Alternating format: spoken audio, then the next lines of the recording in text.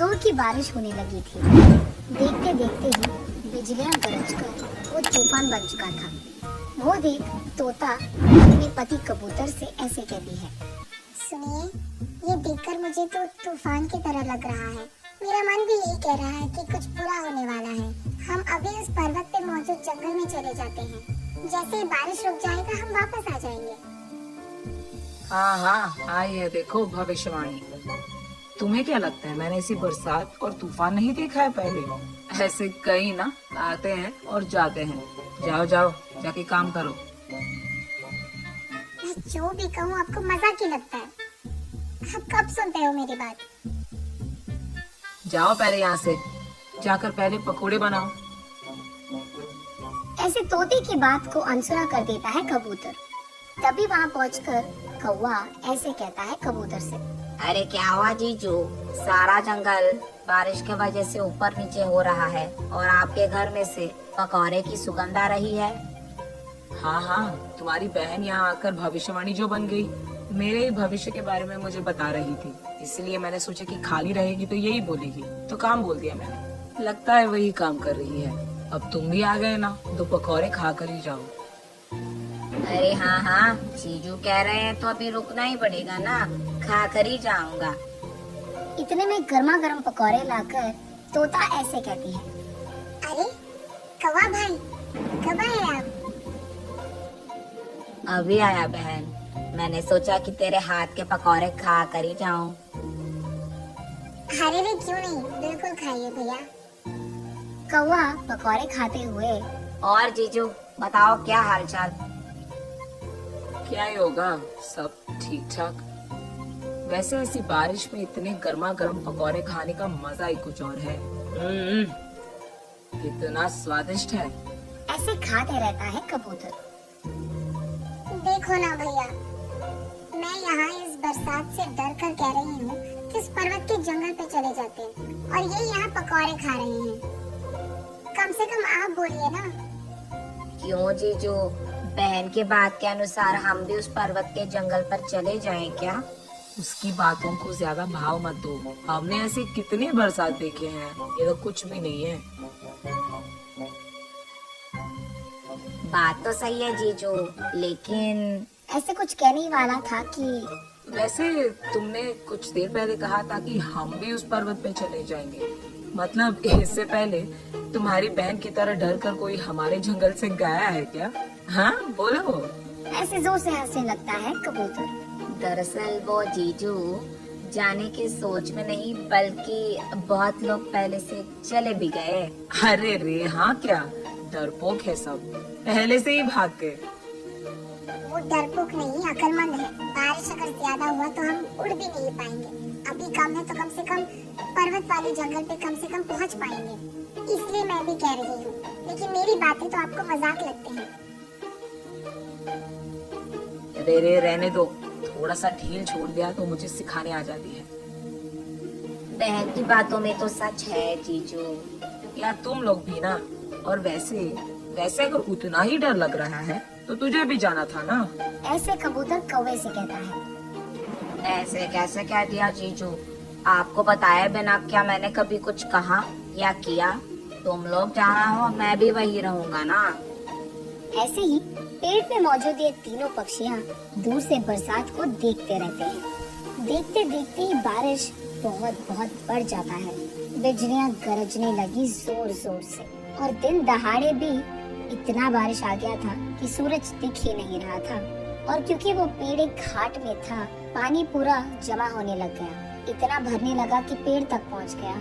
ये देख कबूतर अपने आप में सोचता है कि जितना उसने सोचा था उतना छोटा बारिश तो नहीं है ये। लेकिन उसे डर था कि अगर बाहर ये कह गया तो उसके बीवी के सामने ये छोटा बन जाएगा। इसीलिए कुछ नहीं कहता है और बस यही सोचता है कि जो होगा देखा जाएगा। कौवा तो अंदर ही अंदर डरने लग गया। कुछ और देर बीत गया तो पानी पेड़ के ऊपर तक आ जाएगा। हे भगवान, मुझे तभी चले जाना था जब मेरे दोस्त बुला रहे थे। मैं जीजू के साथ यहाँ अटक गया। हाय भगवान। ये सोचते हुए वो निराश होकर रो बैठता है।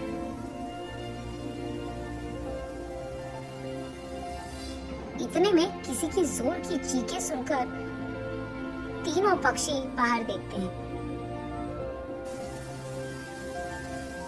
तब वो देखते हैं कि एक गौरैया उसके पति गौरैया के साथ एक नाव लेकर सारे उन पक्षियों को बिठाते हैं जो इन बरसात के कारण घायल हो गए हैं, और उन सबको एक नाव में बिठाकर वो कबूतर और तोते के घर की ओर बढ़ने लगते हैं। तब वो तोते को देखकर ऐसे कहते हैं, हम यहाँ तुम लोगों को बचाने आए हैं। बहुत पक्षियों को अब तक बचाकर हम उन्हें सही सलामत उस पर्वत के जंगल पे छोड़ गए हैं। तुम लोग भी हमारे साथ आओ। ऐसे कहते हैं। ओह, मुझे इसका चेहरा कभी नहीं देखना था, लेकिन देखना पड़ गया। अच्छा, ऐसे कहता है कबूतर गुस्से में। अरे ये सब तो पुरानी बातें हैं जी, इसको छोड़ दीजिए। ये सब होकर बहुत समय बीत गया है। अरे चुप, तुम मुझे क्या समझा रही हो? उसका चेहरा देखना ही पाप है और उसके नाव में चढ़ना होगा ही नहीं। अब उस सबसे क्या लेना देना जीजू? कुछ देर में लगता है हम सब डूब जाएंगे जीजू, चलेंगे ना उनके साथ। ऐसे कहता है कौवा। देखो, मैं ऐसे कोई ऐरे गहरे से मदद नहीं लूंगा। अगर जाना है तो तुम दोनों चले जाओ, मैं तो यही रहूंगा। ये सुनकर उस कबूतर को अकेले ना छोड़ने के कारण तीनों वहीं रह जाते हैं। ये देख गौरैया को लगता है कि जो लोग पहले नाव में हैं, उनको बचाना जरूरी है, इसलिए उनको लेकर वहाँ से चले जाती है।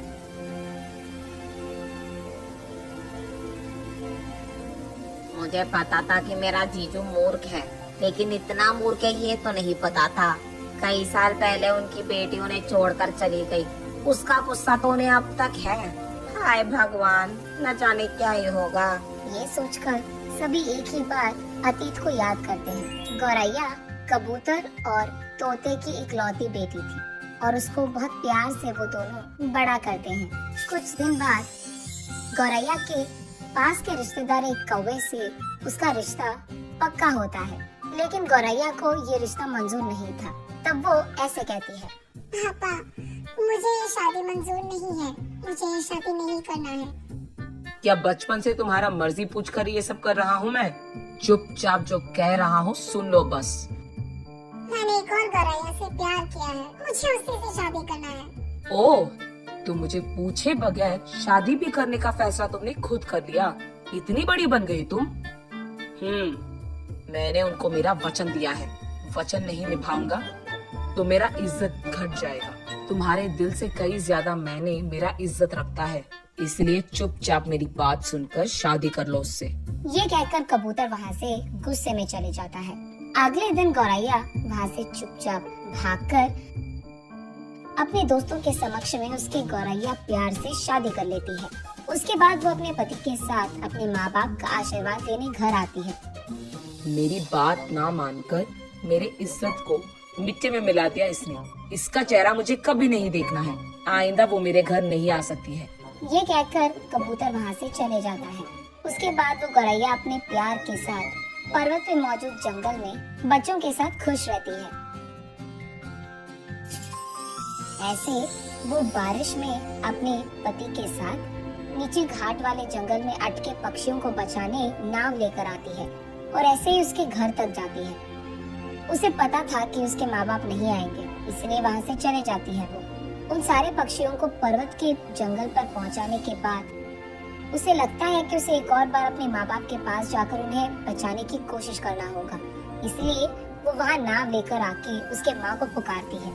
तब तोता, कौवा भैया, चलो हम यहाँ से चले जाते हैं। उन्हें अगर नहीं आना है तो रहने दो, उनको यहाँ पे मरना है तो मरने दो। ये कहकर कौवा और तोता दोनों नाव में बैठ जाते हैं। नाव में बैठकर सभी उनका थोड़ा इंतजार करते हैं। तब क्योंकि ये कबूतर और कुछ कर नहीं पाता, वो आकर नाव में बैठ जाता है। तब वो सब गरजते हुए बरसते हुए उस बारिश में उस पर्वत के जंगल तक पहुँचते हैं। सभी उस गौरैया के घर में जाकर खाना खा के आराम करते हैं। तोता अपनी बेटी को प्यार से गले लगाकर, आज तुमने इतने लोगों का जान बचाया है बेटी, हमेशा खुश रहो। अरे माँ, इतनी बड़ी बातें क्यों? तुमने जो किया वो तो मैं कभी नहीं कर पाती बेटा। जितना भी बड़ा आशीर्वाद दो वो कम ही पड़ जाएगा। मुझे तो मेरे पति का सहारा है माँ, इसलिए आज ये सब कर पाई। बात तो सही है, जो पति हमारे जीवन का ही साथी नहीं बल्कि बातों में और फैसलों में हमारे साथ, तो वो मिलने में मुश्किल है। और जब ऐसे लोग मिलते हैं और हमारे बगल में होते हैं तब अपने आप को किस्मत वाले कह सकते हैं। कुछ लोग रहते हैं सिर्फ अपनी जिद पे अड़े रहते हैं और कभी किसी और की सुनते नहीं है, मूर्ख होते हैं वो। ऐसे उसके पति कबूतर के सामने ही कहती है तोता। जीजू की सही टक्कर है मेरी बहन। तब सब बारिश कम होने तक वही गौरैया के घर पे आराम